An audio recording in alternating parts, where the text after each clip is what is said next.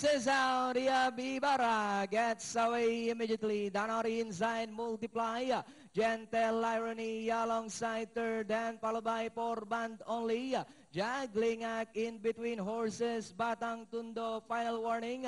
Dailies and TV Magic is the early trailer by about 7 to 8 lengths of the pace. Ibarra goes on by about 2 lengths.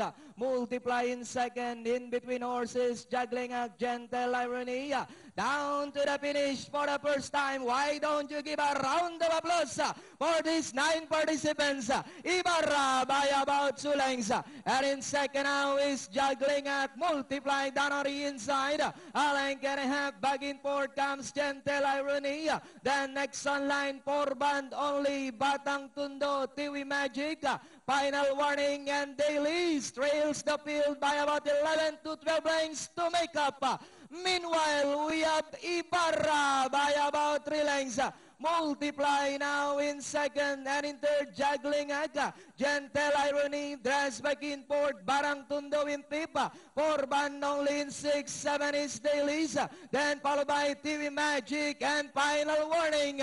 The stage is set with 600 to go. Ibarra moving up by the release, Multiply. And 4 lengths away in third, Gentle Irony, Batang Tundo. Multiply now takes the lead by about 2 lengths.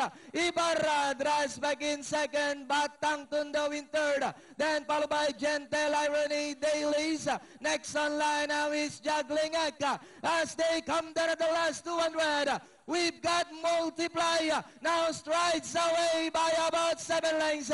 Ibarra moving up, Dailies are the outside. Last 100 meters, we have Multiply by about 7 lengths over Dailies, Batang Tundo. And nearing the finish line, Ambassador Eduardo M. Coanco Junior Cup belongs to Multiply. Second, Dailies, Batang Tundo, Ibarra.